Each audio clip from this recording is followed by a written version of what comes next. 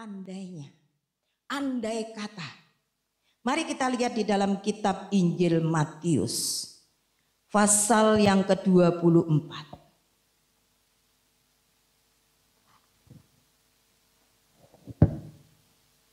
Injil Matius,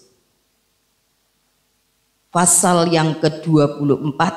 Saya akan membacakan di dalam ayat yang ke-15. Matius 24 ayat yang ke-15. Mari kita sama-sama bangkit berdiri.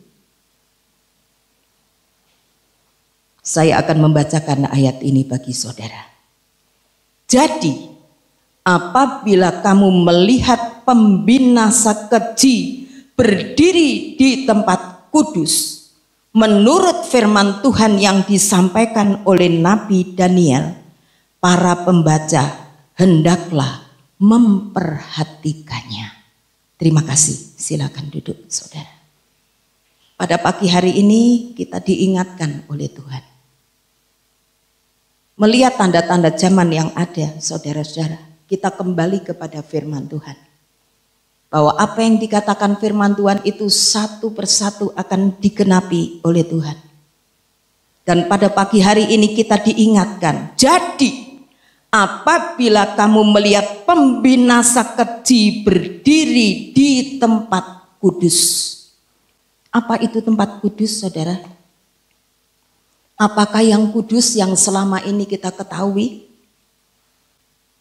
Apabila yaitu pembinasa keji itu berdiri di tempat kudus, yaitu di mana ketika kekudusan itu dipermasalahkan. Apa yang kudus? Ibadah itu adalah acara yang kudus. Kita ketemu dengan Tuhan, itu adalah satu saat yang kudus. Ketika kita berdoa kepada Tuhan, itu adalah momen yang sangat kudus, saudara-saudara. Dan apabila masalah-masalah ini, masalah ibadah, masalah doa, masalah kita ketemu dengan Tuhan, itu sudah mulai dipermasalahkan. Ya. Maka kita disuruh oleh Tuhan, menurut firman Tuhan yang disampaikan oleh Nabi Daniel, para pembaca hendaklah memperhatikannya. Kalau di dalam terjemahan lama dikatakan, camkanlah akan hal ini. Kita disuruh memperhatikan. Apakah itu sudah mulai diusik? Ibadah kita mulai diusik. Kita mungkin jam-jam doa sudah mulai terusik. Saudara-saudara, ingatlah apa yang dikatakan oleh firman Tuhan yang disampaikan oleh Nabi Daniel. Dan apa yang kita ketahui tentang apa yang disampaikan oleh Nabi Daniel itu, saudara? Kita mungkin sudah tahu semuanya. Ya, tetapi hendaklah kita melihat tanda-tanda zaman yang terjadi hari-hari ini. Kalau mulai itu digenapi, yang dikatakan oleh Nabi Daniel itu digenapi, ingatlah akan hal itu. Perhatikan. Camkanlah itu baik-baik. Renungkan itu. Di dalam setiap kehidupan kita, apa arti semuanya yang saat-saat ini sedang terjadi di sekitar kita. Apa yang ditulis oleh Nabi Daniel? Mari kita lihat Daniel pasal yang ketiga.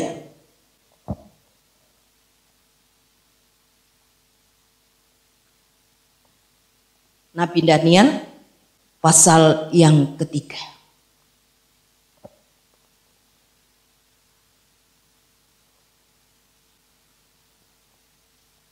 Kita perhatikan ayat yang kedua sampai ayat yang ke-6. Daniel 3 ayat 2 sampai 6. Lalu Raja Nebukadnezar menyuruh orang mengumpulkan para wakil raja. Perhatikan, disuruh mengumpulkan para wakil raja, para penguasa, para bupati, para penasihat negara, para bendahara, para hakim, para ahli hukum, dan semua kepala daerah untuk menghadiri pentabisan patung yang telah didirikannya itu. Lalu berkumpullah para wakil raja, para penguasa, para bupati, para penasihat negara, para bendahara, para hakim, para ahli hukum, dan semua kepala daerah untuk menghadiri pentabisan patung yang telah didirikan Raja Nebukadnezar itu. Dan berserulah seorang bentara dengan suara nyaring, beginilah dititahkan kepadamu, hai orang-orang dari segala bangsa, suku bangsa, dan bahasa. Demi kamu mendengar bunyi sangkakala, seruling, kecapi, rebana, gambus, serdam, dan berbagai-bagai jenis bunyi-bunyian, maka haruslah kamu sujud menyembah patung yang telah didirikan Raja Nebukadnezar itu. Siapa yang tidak sujud menyembah akan dicampakkan seketika itu juga ke dalam perapian yang menyala-nyala. Raja Nebukadnezar mengeluarkan titah kepada para pemimpin-pemimpin. Ya, di situ dikatakan secara rinci tadi, para wakil raja, para yaitu penguasa, bupati, penasehat negara, bendahara, hakim, yaitu ahli hukum, semua kepala daerah dari seluruh negara Babel dikumpulkan, ya, dikumpulkan menjadi satu. Dan di situ telah didirikan satu patung yang besar, patung Nebukadnezar. Dan disuruh mereka menyembah kepada patung itu. Ya, saudara-saudara, kita melihat ini yang disuruh kita memperhatikan pada hari-hari ini. Ketika itu sudah mulai terjadi. Secara tidak langsung, saudara, kita terhenti selama 3,5 bulan ya, untuk tidak beribadah. Tidak boleh masuk di dalam rumah Tuhan. Ya, ini sedikit lain tapi masalahnya lain, tetapi sebetulnya adalah kejadian yang sama. Kita tidak bisa beribadah di tempat khusus yang sudah dikhususkan oleh Tuhan. Dan kita alami itu, saudara. Ya. Itu yang dikumpulkan penguasa-penguasa, pejabat-pejabat tinggi. Mereka harus menyembah kepada patung. Tidak boleh menyembah kepada siapa. Tapi hari itu mereka boleh diharuskan untuk menyembah kepada patung. Satu hal yang sangat dilarang oleh Tuhan. Untuk umatnya menyembah pada waktu itu diharuskan, saudara. Pertanyaannya, saudara. Seandainya kita berada pada hari itu di tempat yang sama, apakah yang harus kita lakukan? Seandainya hal itu terjadi. Dan hari-hari ini memang terjadi, walaupun keadaannya lain ya, tapi tujuannya sama sebetulnya. Untuk sedikit menggeser waktu di mana kita mensakralkan satu waktu untuk menyembah kepada Tuhan. Tetapi hal itu sudah tidak diperbolehkan lagi. Dan kita mengetahui, saudara-saudara, ya, apa yang terjadi pada waktu itu. Di sana ada Daniel, di sana ada Sadrak, Mesak, dan Abednego. Daniel memang tidak disertakan, ditulis di sini, saudara-saudara. Tetapi yang jelas Sadrak, Mesak, Abednego ada di situ, di kumpulan pejabat-pejabat tinggi itu.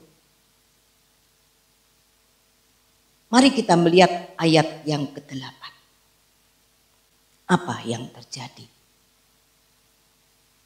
Pada waktu itu juga tampillah beberapa orang Kasdim menuduh orang Yahudi. Ini memang kelihatannya sudah direncana. Dan ketika mereka mendengar suara musik, ditentukannya pada waktu itu bareng-bareng menyembah kepada patung Nebukadnezar. Ya, ketika semua menyembah, kalau ada yang tidak menyembah pasti kelihatan. Karena menyembahnya itu sujud, yang tidak menyembah ya berdiri ya saudara. Maka dengan jelas, tapi ayat ini disertakan di sini. Pada waktu itu juga tampillah beberapa orang Kasdim menuduh orang Yahudi, menuduh orang percaya. Wah, ini tidak patuh kepada pemerintah, tidak patuh kepada Nebukadnezar. Dan mereka inilah yang mengadukan hal itu kepada raja. Dan ketika raja mendengar akan hal itu, dia begitu geram, saudara. Dan mengulangi kembali apa yang diperintahkan. Ya, mereka dipaksa menyuruh untuk tunduk kepada patung itu. Sekali lagi mereka diberikan kesempatan. Kita sudah sama-sama mengerti dan mengetahui, berkali-kali kita mendengar akan hal ini. Ya. Dan mereka menjawab, dan ketika raja menegaskan sekali lagi, ya, Allah siapa nanti yang akan menolong kamu, karena kamu sebentar akan dimasukkan ke dalam dapur api. Dengan kata lain, saudara-saudara, dengan kata-kata yang bebas, mereka menolak akan hal itu. Tuanku akan menolong aku, tetapi andai kata Tuhan tidak menolong aku tetap tidak akan menyembah kepada patung itu. Dan akhirnya mereka dimasukkan ke dalam dapur api yang menyala-nyala itu. Bahkan raja menyuruh karena marahnya kepada ketiga orang ini, dipanaskan 7 kali lipat. Dan rame-rame mereka digotong, saudara-saudara, sampai yang mengangkat itu pun mengalami kematian, terbakar karena api begitu besar menyala. Dan mereka dimasukkan ke dalam api itu. Tetapi apa yang terjadi? Mengapa orang ini melakukan hal ini? Demi iman mereka, demi kepercayaan mereka. Tidak main-main, saudara, antara mati dan hidup yang pasti mereka alami. Mengalami dapur api yang menyala-nyala itu. Ini merupakan suatu pergumulan yang tidak mudah, saudara. Satu saat iman kita akan diuji juga oleh Tuhan. Apakah kepercayaan kita itu adalah kepercayaan yang sejati? Alat penampi itu sudah ada di tangan Tuhan. Hendak memurnikan siapa yang sungguh-sungguh percaya kepada Tuhan. Dan iblis pun membawa penampian juga untuk menampi kita sebagai orang-orang percaya. Tugasnya untuk mengumpulkan mereka yang jatuh. Sebenarnya tidak main-main di dalam kita iring kepada Tuhan. Ibadah bukanlah merupakan satu rutinitas, kebiasaan, hanya duduk, bukan, saudara. Tetapi di sini kita menyembah kepada Tuhan. Kita memuji nama Tuhan. Dan di dalam pujian itu ada hadirat Allah. Itu yang harus kita cari. Bukan karena kita hafal kata-katanya, kemudian kita asal memuji nama Tuhan. Seperti bangsa Israel. Ditegur oleh Tuhan, bangsa ini memuliakan aku dengan mulutnya, tetapi sebetulnya hatinya jauh daripada aku. Ibadah adalah ibadah di mana kita ketemu dengan Allah yang Maha Kuasa, pencipta alam semesta ini dengan segala isinya, segala kuasa ada di tangannya. Kita datang ke tempat ini dengan rasa hormat kepada Tuhan, tidak asal-asalan memuji nama Tuhan, tetapi pujian yang keluar dari dasar hati kita. Di dalamnya mengandung satu pujian kepada Tuhan. Bahwa Tuhan itu benar-benar layak untuk dipuji dan dipermuliakan. Kita mendengar firman Tuhan bukan main-main. Kita menangkap apa yang hendak disampaikan oleh Tuhan dengan betul. Dan kita mulai berusaha untuk melakukannya dalam setiap kehidupan kita. Di dalam ibadah itu ada satu kuasa yang besar. Kalau kita benar-benar melakukan ibadah dengan sungguh-sungguh, setiap kali, setiap minggu kita ada di sini, pulang dengan dalam keadaan yang tidak sama. Iman kita semakin diteguhkan, rasa cinta kita kepada Tuhan pasti ditambahkan di dalam hidup kita. Kita mengabdi kepada Tuhan. Kita tunduk di hadapan Tuhan. Itulah ibadah yang sejati.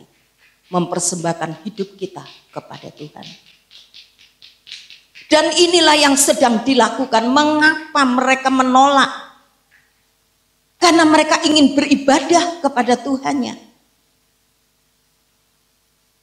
Tidak gampang menjadi orang Kristen, saudara. Menjadi orang Kristen tidak seminggu sekali, 1 jam, 2 jam di tempat ini. Tetapi tiap-tiap hari kita bergaul dengan Tuhan. Ketiga-tiganya bergaul dengan Tuhan. Mereka tidak takut menghadapi apa yang mereka hadapi. Banyak peraturan saudara-saudara yang dibuat. Saya membaca di media saudara-saudara. Tapi kalau menyangkut kekekalan, ya, kalau ini menyangkut peraturan, ini menyangkut kekekalan, kita lebih memilih untuk tetap setia kepada Tuhan. Dan ini yang dilakukan oleh ketiga orang ini. Kenapa yang terjadi, saudara? Mereka dimasukkan dalam dapur api, mereka tidak gosong, mereka tidak bau asap. Dan yang ajaib, 4 orang yang ada di dalam. Yang dimasukkan 3. Tetapi ketika itu ada 4 orang yang dilihat oleh Nebukadnezar beserta para pembesar-pembesar pada waktu itu. Dampaknya apa, saudara? Dampaknya ketika kita memiliki iman yang sebesar itu. Ketika kita mempertahankan iman kita kepada Tuhan. Maka apa yang terjadi? Cerita ini belum selesai, saudara. Raja menyuruh mereka keluar. Dan raja mungkin membau-bau mereka. Tidak bau gosong sedikit pun. Dan dampaknya, saudara. Maka Raja Nebukadnezar membuat suatu titah. Disebarkan di seluruh Babel. Siapa yang menghina Allahnya Sadrak, Mesah, dan Abednego akan dipenggal-penggal kepalanya. Bukankah itu mempermuliakan nama Tuhan? Belum selesai, saudara. Ketiga-tiganya diangkat lebih tinggi lagi jabatannya di negara Babel. Saudara-saudara, di balik iman yang teguh, selalu Tuhan menyediakan berkat yang luar biasa. Ada amin? Mari kita percaya yang sungguh kepada Tuhan. Jangan kita mudah dipengaruhi. Karena ini akhir zaman, saudara. Maka Tuhan Yesus mengingatkan kembali apa yang engkau baca di dalam kitab Daniel. Itulah yang Tuhan akan harapkan terjadi di akhir daripada akhir zaman ini. Bahkan Tuhan pernah berkata, bumi ini akan digoncang. Tapi sekali lagi aku tidak akan menggoncangkan bumi saja. Tetapi langit juga akan aku goncangkan. Tujuannya apa? Ketika digoncang-goncang itu, Allah ingin melihat siapa yang tidak pernah goyah. Siapa yang tetap berdiri, siapa yang tetap beriman kepada Tuhan. Jadi Tuhan tidak membiarkan saudara hanya beribadah kepada Tuhan. Saudara mengatakan diri saudara sebagai orang yang percaya.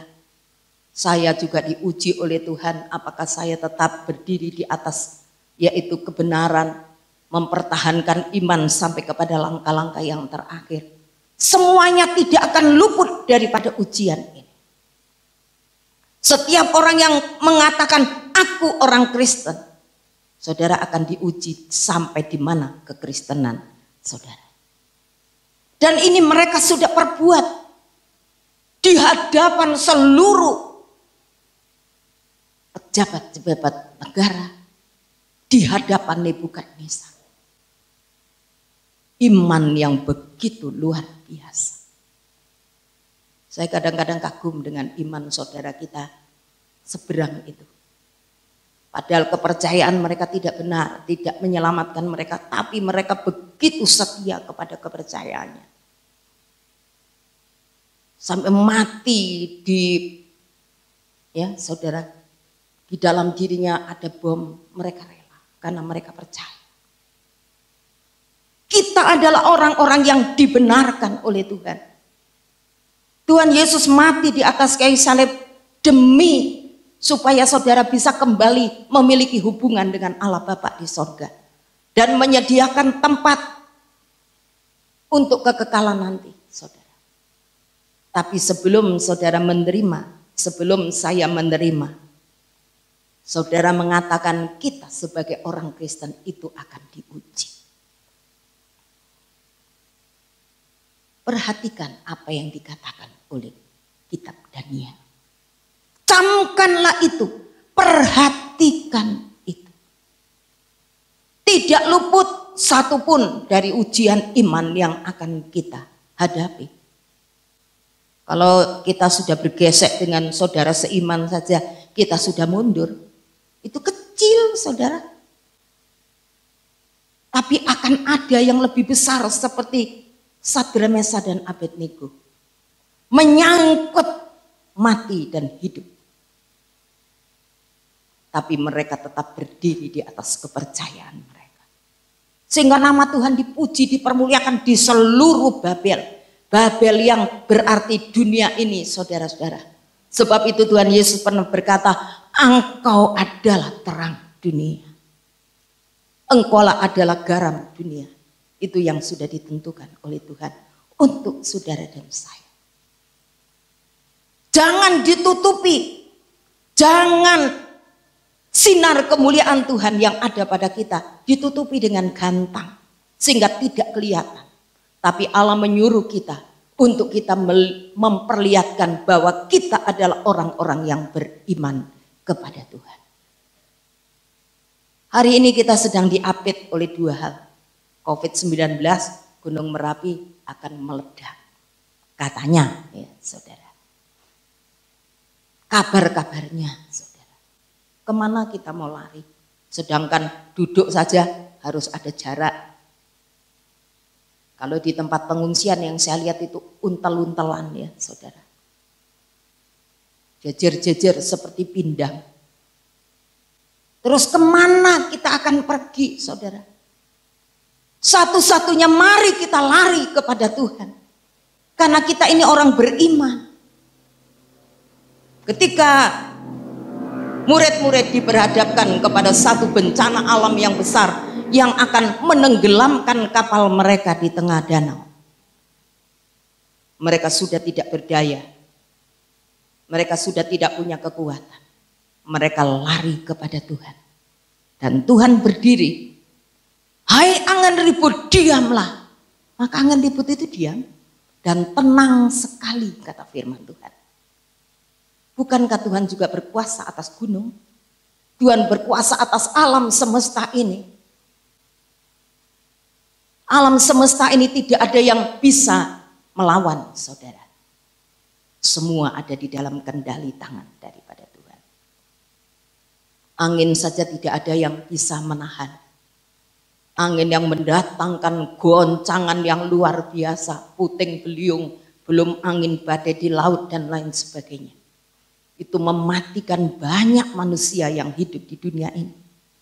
Itu hanya yang bisa menghentikan adalah Allah yang kita sembah. Sebab itu mari saudara, untuk menanggulangi ini semua, mari kita lari kepada Tuhan. Saudara mau lari kemana? Saya mau lari kemana saudara-saudara? Di mana tempat pengungsian kita? Tuhan menyediakan tempat pengungsian yang aman, yaitu di kaki Tuhan. Amin. Hanya Tuhan, saudara. Tidak kebetulan kalau COVID-19 dan Gunung Merapi ini sama-sama berjalan. Bareng ya saudara. Untuk memberi kesempatan kepada saudara untuk lari kepada Tuhan. Sebab di sanalah ada pertolongan. Di sanalah ada perlindungan yang kokoh dan kuat. Apa susahnya saudara?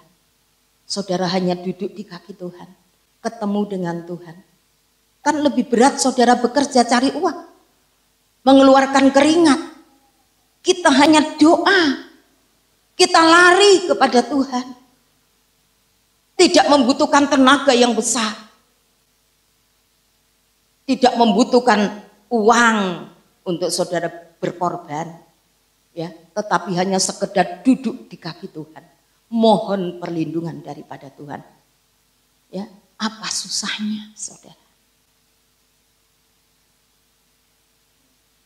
Seringkali Allah berkata kepada kita, bahkan Yesus berkata kepada umat, aku ingin mengumpulkan kamu seperti induk ayam, mengumpulkan anak-anaknya di bawah sayapnya, tetapi engkau tidak mau.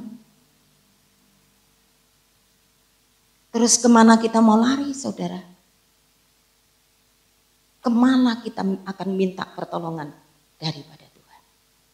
Tadi pagi saya berdoa, setiap kali hari Minggu menjelang jam ibadah, saya minta kepada Tuhan, hadirlah di tengah-tengah kebaktian ini. Sebab apa artinya kalau Tuhan Yesus nggak ada di sini?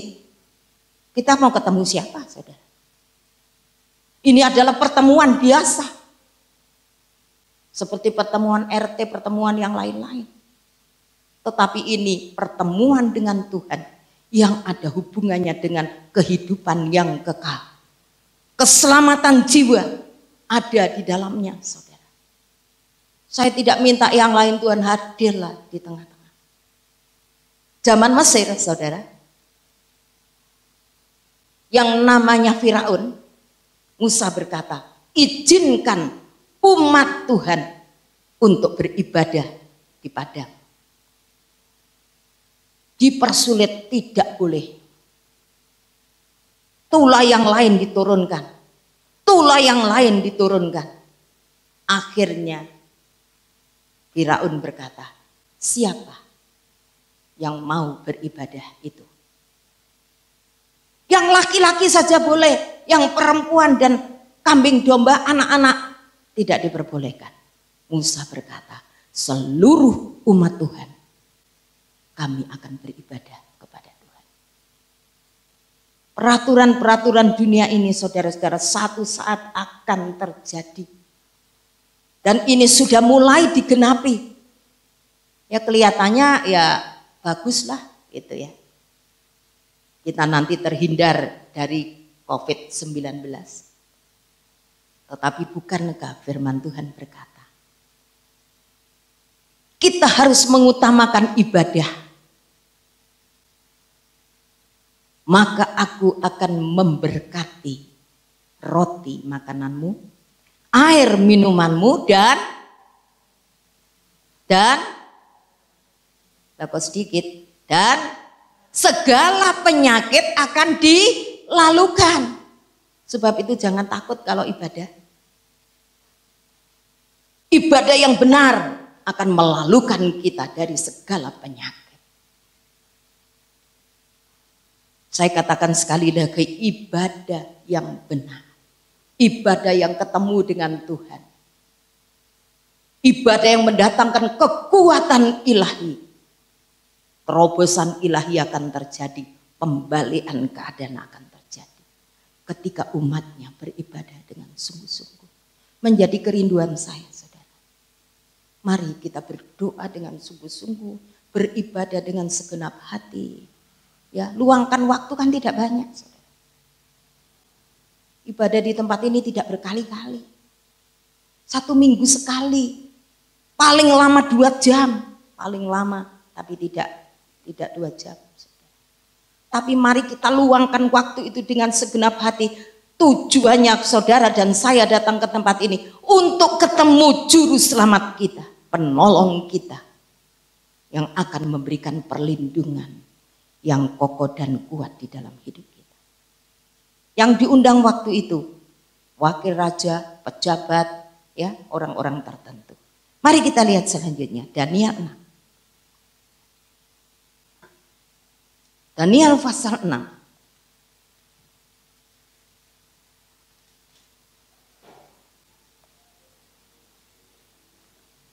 Kita membaca ayat 13 sampai ayat yang ke-14.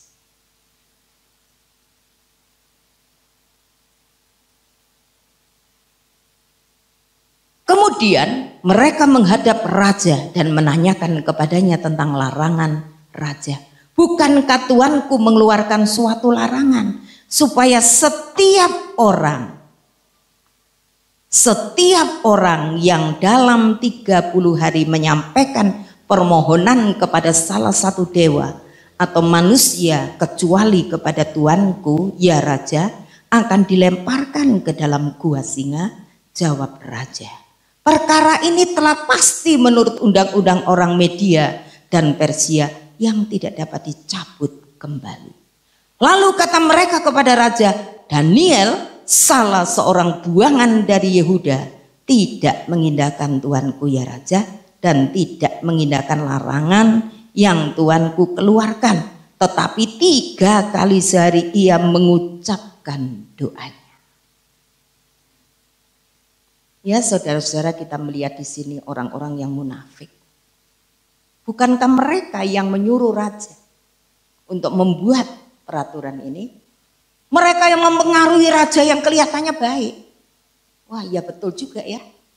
Raja berpikir, kalau dalam 30 hari semua menyembah aku, ya Raja Darius sangat setuju akan hal itu. Tetapi di balik itu, ya, di balik itu ada maksud yang lain. Tujuannya bukan untuk menyembah kepada raja, tujuannya untuk menjerat Daniel. Dan mereka berkata, kemudian mereka menghadap raja dan menanyakan kepadanya tentang larangan itu. Bukankah Tuanku mengeluarkan suatu larangan? Oh, ini pikiran mereka kok. Pakai tanya, ya saudara. Luar dalam Allah yang tahu. Pagi hari ini saudara datang ke tempat ini. Sampai kedalaman hati saudara yang paling dalam. Tidak ada seorang pun yang tahu. Kecuali Tuhan yang ada di sini pada pagi hari. Bukankah Tuhan menyuruh seluruh? Yang kedua, mulai dipanggil pejabat, wakil raja, hakim, kepala daerah. Yang kedua ini zamannya Raja Darius. Tidak boleh seorang pun meluas. Seluruh rakyat 30 hari tidak diperbolehkan untuk berdoa. Peraturan pemerintah. Seandainya saudara ada di situ pada waktu itu, apa yang saudara lakukan? Ancamannya dimasukkan ke dalam gua singa. Coba saudara renungkan sebentar masing-masing dalam hidup saudara pada pagi hari ini. Jangan tunggu sampai pulang, renungkan. Seandainya saudara ada pada waktu itu di Babel, apa yang saudara putuskan? 30 hari tidak boleh orang menyembah kepada Tuhannya. Ancamannya dimasukkan ke dalam gua singa. Seandainya sekali lagi saya dan saudara pada waktu itu ada di peraturan itu, apa yang saudara lakukan? Apa yang saudara lakukan? Apa yang saya lakukan? Wah, ini peraturan pemerintah kok ini. Wah, nggak bisa ini. Apakah itu? Kalau itu, saudara-saudara, harus dilakukan oleh semua orang. Di Babel itu banyak orang buangan dari Yehuda. Mereka sedang menjadi orang-orang tawanan di Babel. Alkitab tidak menceritakan. Ada juga orang di pelosok-pelosok mungkin yang tidak ketahuan, mereka tetap menyembah kepada Tuhan.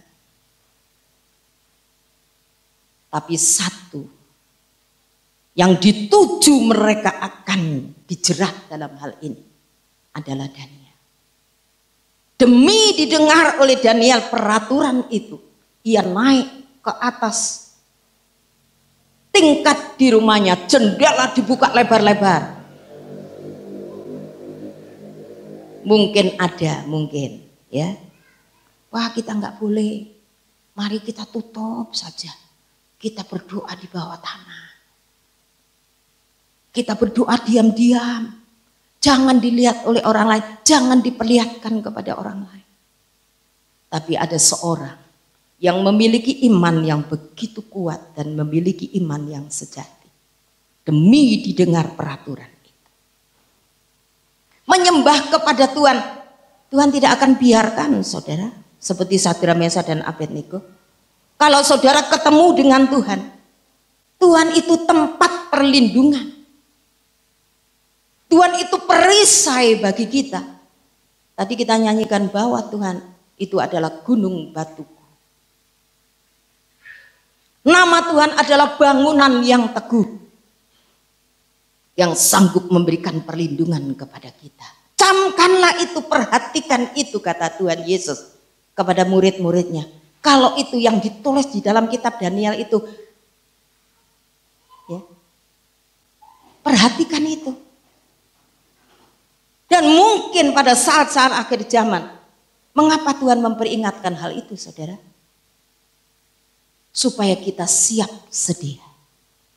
Yang namanya iman itu tidak instan. Berharap kepada Tuhan, kuat imannya, tidak instan. Dari permulaan. Dari yang kecil kita dilatih untuk memakai iman. Maka iman kita semakin kuat di dalam Tuhan. Daniel tidak takut, saudara. Apakah karena kepercayaan, karena hubungan dengan Tuhannya terlalu dekat. Sehingga tidak ada ketakutan. Tidak ada ketakutan di dalam dirinya. Dan dia naik ke atas. Padahal itu di bawah sudah berhari-hari, ya saudara. Bahasa Perancisnya mengiting. Ya, sudah siap untuk melihat, memperhatikan apakah Daniel tetap berdoa kepada Tuhan. Ternyata Daniel tetap berdoa kepada Tuhan. Dampaknya apa, saudara? Dampaknya apa? Dimasukkan lubang singa. Allah berkuasa kok untuk menutup mulutnya singa. Siapa manusia yang dapat menutup mulutnya singa? Singa itu kurung di situ berhari-hari mungkin, tidak dikasih makan, memang disiapkan untuk mereka yang menyembah kepada Allahnya pada waktu itu. Mulut singa itu ditutup. Dan raja menyadari, oh, mereka mempengaruhi aku untuk menjerat orang kesayangan raja, yaitu Daniel.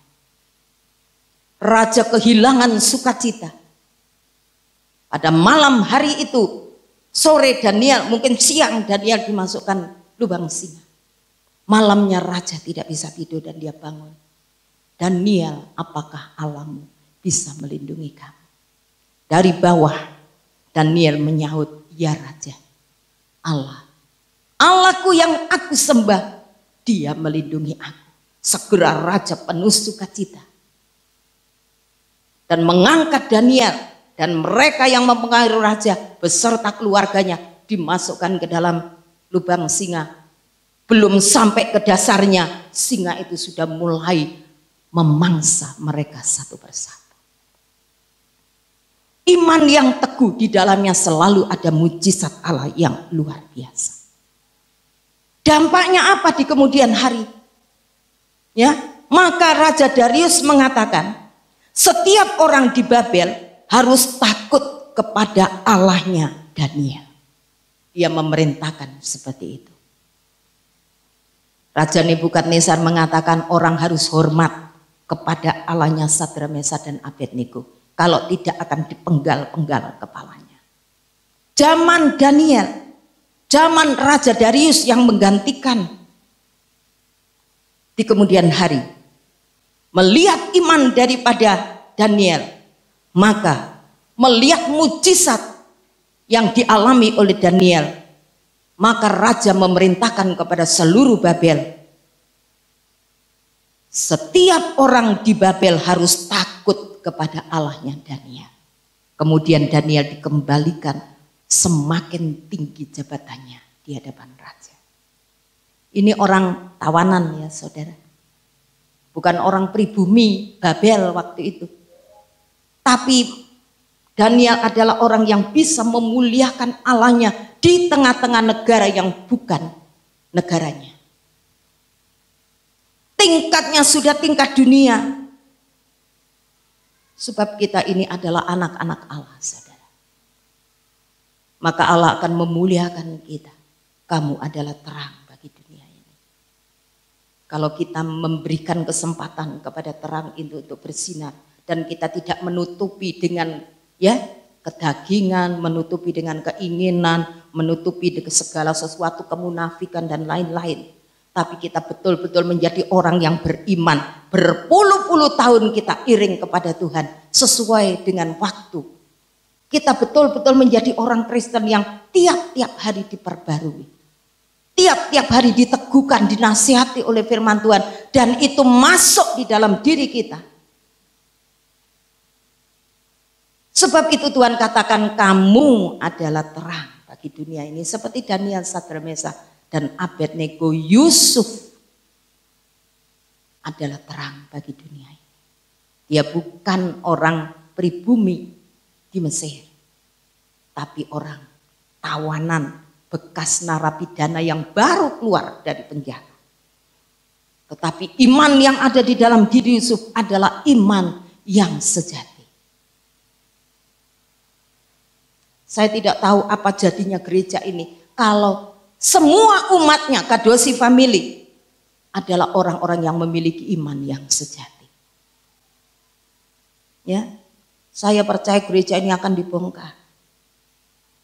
Kemuliaan Allah akan turun, terobosan ilahi terjadi, pembalikan keadaan akan terjadi. Itu yang terus digumuli di gereja yang kecil ini, saudara-saudara. Ya, mari. Ya, seandainya hari-hari ini terjadi hal-hal yang seperti itu, Allah ingin kita menunjukkan iman kita yang sejati. Rasa rindu kita untuk berbakti kepada Tuhan. Ya, ada gereja-gereja teman saya, ya saudara-saudara, jemaatnya tua-tua, ya. Satu-satunya penghiburan itu kalau mereka ke gereja. Ya, mereka tanya mengapa kok tidak boleh ke gereja? Niku lho wonten Covid. Nopo to Covid niku gitu ya. Saking polosnya mereka. Mereka sudah mulai bertanya-tanya kepada gembalanya, kapan kita bisa berbakti lagi? Selama 3,5 bulan saudara-saudara, saya tidak tahu apakah saudara rindu untuk ketemu dengan Tuhan di tempat yang sudah ditentukan. Ya. Saya ingin mengambil satu lagi bagian, saudara. Sekali lagi Tuhan berkata, camkanlah. Mengapa disuruh memperhatikan? Karena ini akan terjadi lagi di kemudian hari. Lebih hebat daripada apa yang sekarang ini. Ya, saudara-saudara, dunia tidak akan semakin baik. Dia akan menuju kepada kebinasaan. Antikris itu sudah akan segera muncul di permukaan bumi ini. Siapa yang tidak ada chipnya, angka 666 di dahinya, tidak ada satupun yang boleh membeli bahan makanan. Satu nanti, uang tidak ada rupiah, tidak ada dolar, tidak ada rupi, tidak ada ringgit. Satu saja. Tidak pakai uang pembayaran. tidak tunai. Siapa yang punya chip itulah yang bisa membayar. Yang ada 6. Di sana mulai akan terjadi penderitaan. Saya tidak menakut-nakuti saudara, tidak. Ini firman Tuhan akan digenapi, saudara. Itu sudah ditulis di dalam kitab Daniel maupun kitab Wahyu. Akan terjadi nanti. Sebab itu mari kita lari mendekat kepada Tuhan. Nanti kalau antikris datang, yaitu penganiayaan besar akan terjadi. Saudara tidak kena itu. Saudara sedang diasingkan di satu tempat. Dalam perlindungan tangan daripada Tuhan. Orang yang munafik, orang yang Kristen-Kristenan, Kristen KTP lah itu yang akan berhadapan dengan antikris nanti. Kesempatan itu masih ada, saudara. Ya, seandainya hal itu terjadi, bagaimana kita? Ya, oleh sebab itu saya beri judul firman Tuhan pagi hari ini, seandainya.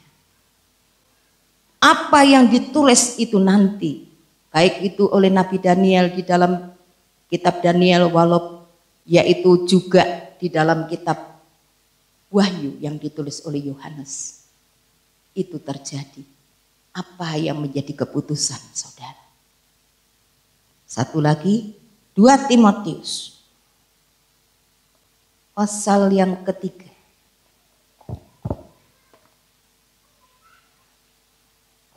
Sebetulnya saya ingin membaca dari 2 Timotius 3 ayat 1 sampai 5. Tetapi saya bacakan ayat yang kedua saja. Demikian bunyinya. Manusia akan mencintai dirinya sendiri dan menjadi hamba uang. Mereka akan membual dan menyombongkan diri.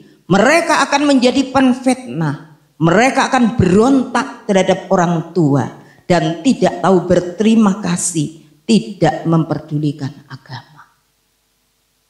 Dalam terjemahan yang lain dikatakan mereka sangat jahat. Dan yang mulai dirasakan hari-hari ini, yang paling nyata itu adalah anak memberontak terhadap orang tua.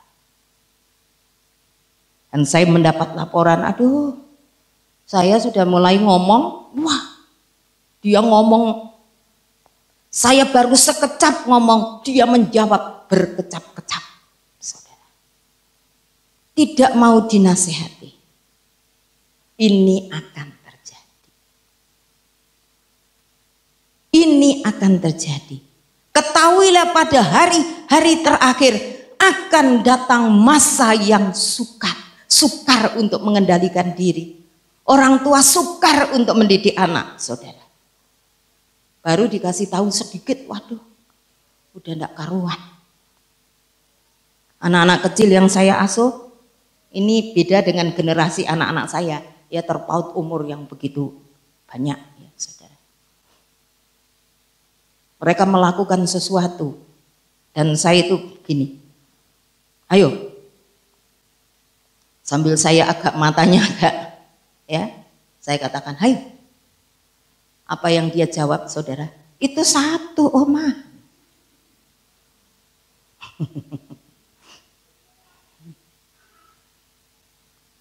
Dan yang satunya lagi baru kemarin, saudara. Saya gini kan juga, ayo. Dia niru juga.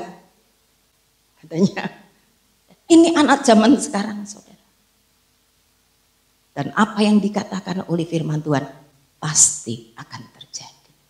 Seandainya itu terjadi, apakah kita mau menggenapi firman Tuhan yang seperti ini? Hai anak-anak muda, apakah saudara mau seperti ini? Memberontak terhadap orang tua, tidak menghormati orang tua. Ya, saya baru saja berkata beberapa waktu yang lalu, saudara. Saya berkata kepada seseorang, memang kita nggak bisa milih orang tua. Dan dia jawab apa? Saya sebenarnya nggak kepingin kok dilahirkan, katanya. Tetapi kelahiran seseorang itu adalah kehendak daripada Tuhan. Kalau Tuhan tidak menghendaki, suami istri tidak akan membuahkan anak. Saya pada waktu-waktu dulu juga pernah berpikir, wah saya ini benernya nggak kepingin dia dilahirkan. Pada masa-masa ya remaja itu, saya punya pikiran yang seperti itu. Tetapi kelahiran setiap manusia di atas muka bumi ini atas izin daripada Tuhan. Memang kita tidak bisa memilih orang tua kita siapa. Tapi kemunculnya kita di dunia ini karena Tuhan punya maksud dan rencana yang indah. Apakah kita akan menggenapi? Seandainya ini terjadi, anak-anak muda, kita akan berontak terhadap orang tua. Ini yang sedang dipertanyakan. Mengapa firman Tuhan ini diberitakan? Karena itu yang bakal akan terjadi dan saya tidak mau mengalami hal yang seperti itu. Karena kebebasan ada di dalam hidup kita masing-masing. Memang firman Tuhan mengatakan itu. Firman Tuhan juga mengatakan orang umurnya sampai 70 tahun. Paling kuat 80, setelah itu penderitaan. Itu untuk umum. Tapi untuk anak-anak Tuhan. Siapa yang tertanam di halaman rumah Tuhan sampai masa tua tetap gemuk dan segar serta mengeluarkan buah. Nggak mau menggenapi yang 80 kok menderita, itu nggak mau. Tapi pengennya umur bertambah, gemuk dan segar katanya. Mengeluarkan buah. Berarti firman Tuhan mengatakan kebebasan ada di tangan kita, saudara. Ada ayatnya, saudara. Mengapa firman Tuhan ini diberitakan khususnya kepada orang-orang muda saat ini? Bukan hanya muda ya, tapi kalau saudara masih mempunyai orang tua berarti ayat ini juga berlaku. Ya, sebetulnya saya merasa berdosa terhadap orang tua saya, saudara.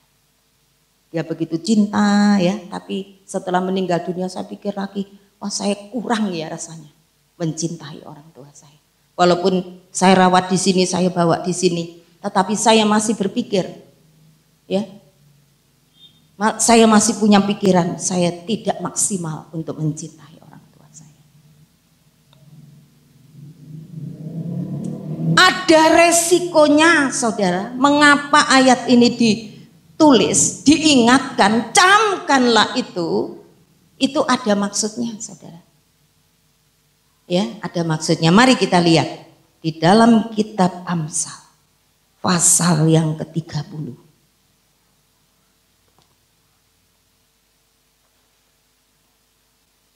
Amsal pasal yang ke-30 ayat yang ke-17.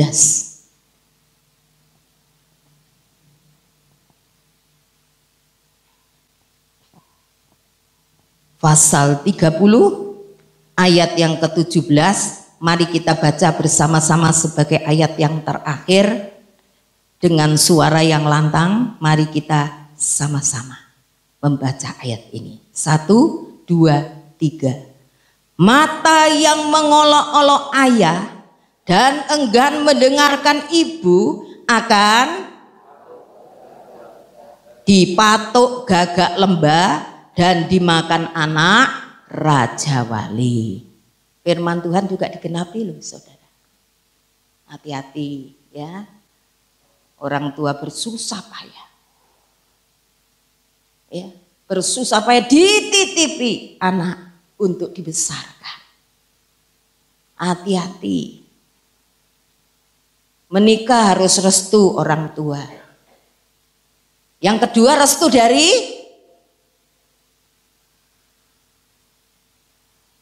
menikah. Yang pertama direstui oleh orang tua. Yang kedua direstui oleh, loh kok nggak ada yang tahu? Direstui siapa? Direstui Tuhan, diberkati itu loh, direstui Tuhan. Harus direstui oleh Tuhan. Nah, tidak direstui orang tua saja, melawan orang tua sudah dipatuk gagak lembah. Ya, apalagi tidak direstui oleh Tuhan. Mari hidup dalam kekudusan. Hidup di dalam kebenaran firman Tuhan, saudara.